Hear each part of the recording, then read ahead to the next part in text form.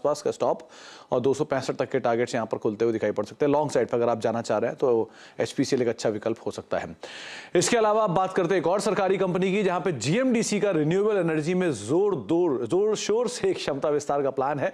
CNBC आवाज को मिली exclusive जानकारी के मुताबिक कंपनी की योजना अगले 2 सालों में विंड सोलर पावर जनरेशन को बढ़ाने की है।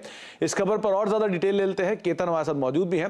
केतन, पहले कुछ न्यूज़ फ्लोज आए थे गुजराती स्पेस में, मतलब गुजराती कंपनियों के ऊपर एक बड़ा विस्तार हो सकता है, एक बड़ा एक्सपेंशन आ सकता है, और अब जीएमडीसी यहां पर एक नाम भी आ रहा है इसमें। क्या डिटेल, क्या अपडेट्स हैं आपके पास? बिल्कुल, वैसे तो जीएमडीसी है वो मिनरल कारोबार से जुड़ी कंपनी है, लेकिन रिन्यूएबल एनर्जी में भी वो कंट्रीब्यूट कर रही है।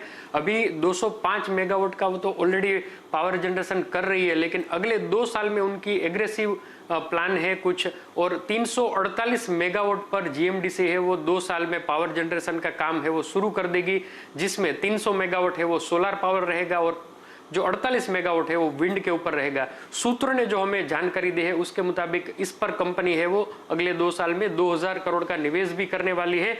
और जर्मनी की एक फिशनर कंपनी है जिन्होंने पूरा का पूरा एक प्रोजेक्ट रिपोर्ट बनाया है, एमडी को वो सबमिट करेंगे और फिर गवर्नमेंट कुछ ही समय में इसका अनाउंसमेंट भी कर सकती है।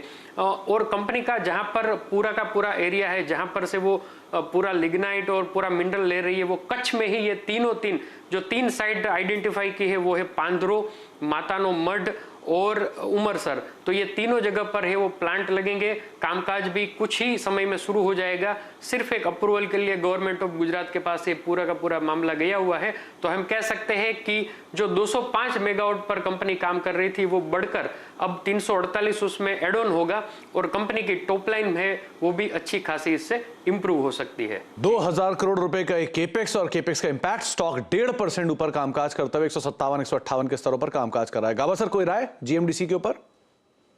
जीएमडीसी मैं देखता हूँ गुजरात मिनरल में अगर कोई चांस मिलता है तो गुजरात मिनरल डेवलपमेंट बिल मुझे दिक्कत हो रही थी मिलने में, जवाब मिल गया अभी तो है ठीक, बाई जोन पर है। 165 पॉसिबल है लेकिन उससे वक्त लगेगा। अगर इसमें डिप मिलता है तो बाइंग अपॉर्चुनिटी 150 का स्टॉप होना चाहिए, लेकिन डिप की जरूरत है। मिल जाता है तो बहुत ही अच्छा है। 165 पॉसिबल है गुजरात में।